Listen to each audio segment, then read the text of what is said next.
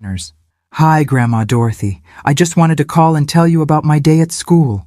The words sounded rehearsed, like she was reading from cue cards. Poor child. Her parents had obviously coached her on what to say. That's wonderful, Emma. Tell me all about it.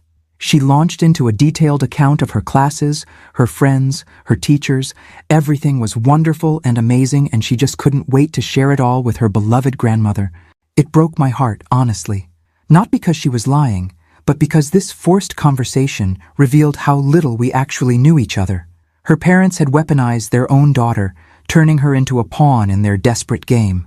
When she finished her performance, I said gently, "Emma, sweetheart, you don't have to do this." "Do what, Grandma?" "Pretend to be interested in talking to me because your parents told you to call." There was silence on the other end. When she spoke again, her voice was smaller, more genuine. "Dad said you were mad at us, that maybe you wouldn't be our grandma anymore if we didn't try harder. Those bastards.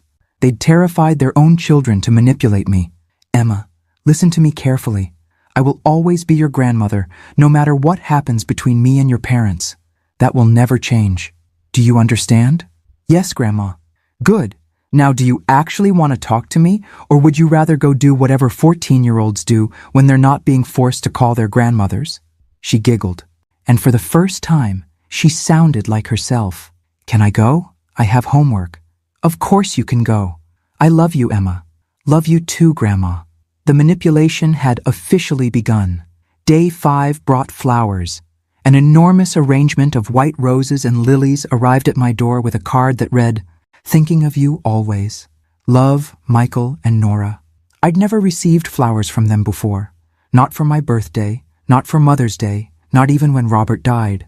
But now, when they needed my money, suddenly they were thoughtful enough to spend $200 on an ostentatious display. I put the flowers on my dining room table and waited for the follow-up call. It came within an hour. "Hi, Mom. Did you get our little surprise?" Nora's voice was artificially bright. "They're lovely, thank you.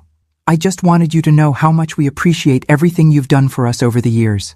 I know I haven't always been the best daughter-in-law, but I want to change that." The best daughter-in-law. This woman had barely spoken to me in 2 years, except to make snide comments about my clothes or my cooking. "That's very kind of you to say, Nora. I was wondering if you'd like to go shopping this weekend. Maybe get our nails done. Have a girls' day." A girls' day, with the woman who once told Michael I was too needy when I'd called to check on them during a hurricane. "I'll think about it," I said. Day 8 brought a handwritten letter from Jake.